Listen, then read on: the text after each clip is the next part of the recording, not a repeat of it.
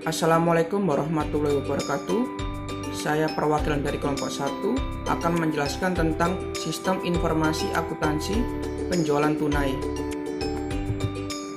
Sebelum saya menjelaskan tentang materi tersebut, saya akan memperkenalkan anggota dari kelompok 1. Yang pertama, Muhammad Wisa Atala dengan NIM 211600064, dan yang kedua Mega Aviko dengan NIM 211600019, dan yang terakhir dengan saya sendiri Rizky Waisa Putra 211600057. Sistem informasi akuntansi.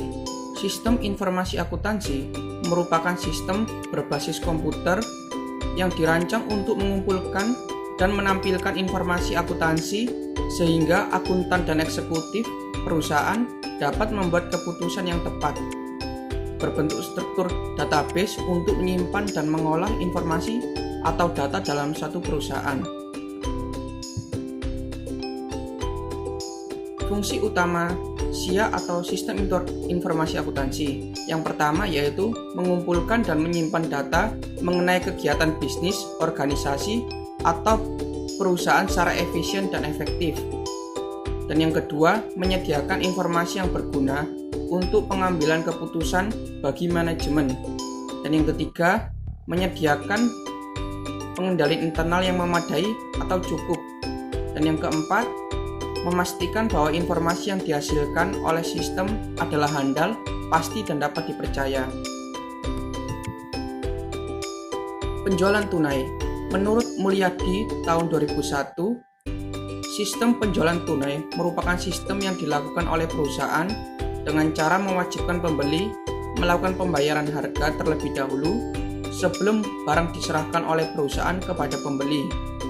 Setelah uang diterima perusahaan, barang kemudian diserahkan kepada pembeli dan transaksi penjualan tunai kemudian dicatat oleh perusahaan. Dan menurut Narko tahun 2008, penjualan tunai adalah apabila pembeli sudah memilih barang yang akan dibeli, pembeli diharuskan membayar ke bagian kasir.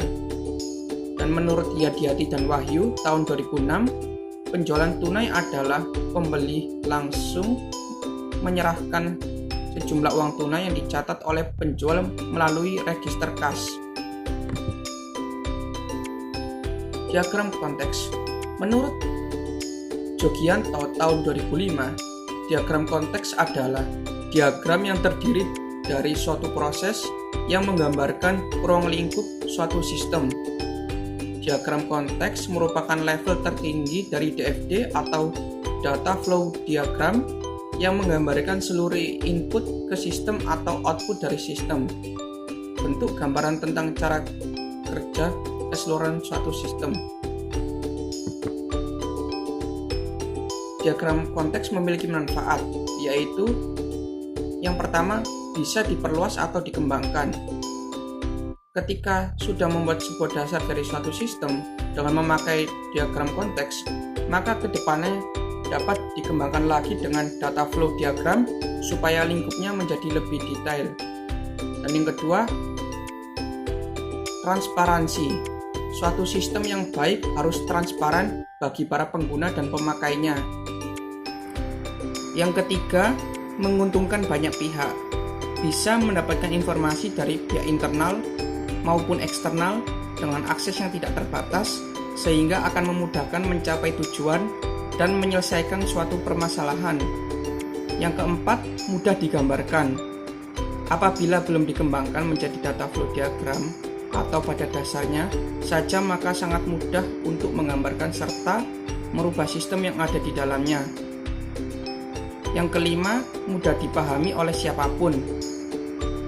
Sistemnya yang masih sederhana serta informasinya berisi umum, maka bisa dengan mudah dipahami oleh siapapun. Contoh yang kelompok kami gunakan yaitu menggunakan CV Norton. CV Norton adalah toko bahan bangunan berbentuk retail yang telah didirikan sejak tahun 1976. Memiliki lebih dari 45 brand kerjasama dengan 10.000 lebih pilihan produk. Melayani pembelian tunai juga kredit melalui pesanan online website atau telepon maupun offline. Diagram konteks sistem penjualan tunai pada CV Norton.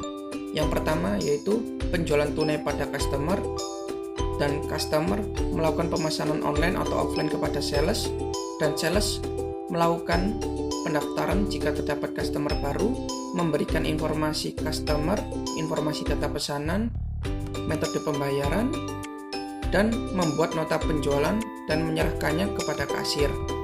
Lalu kasir melakukan pengecekan masalah limit hutang dan blacklist, verifikasi data pesanan, dan proses pembayaran. Lalu diserahkan ke bagian gudang, dan bagian gudang melakukan pengadaan dan pengecekan barang dan packing barang. Lalu diberikan kepada bagian logistik, dan bagian logistik membuat surat jalan atau DO kepada sopir dan kuli, dan sopir dan kuli melakukan pengiriman barang kepada customer, dan kasir memberikan data transaksi tersebut kepada bagian akunting, dan akunting membuat laporan keuangan yang akan diberikan kepada pimpinan. Sekian materi dan penjelasan yang bisa saya sampaikan. Jika ada salah kata mohon dimaafkan. Wassalamualaikum warahmatullahi wabarakatuh.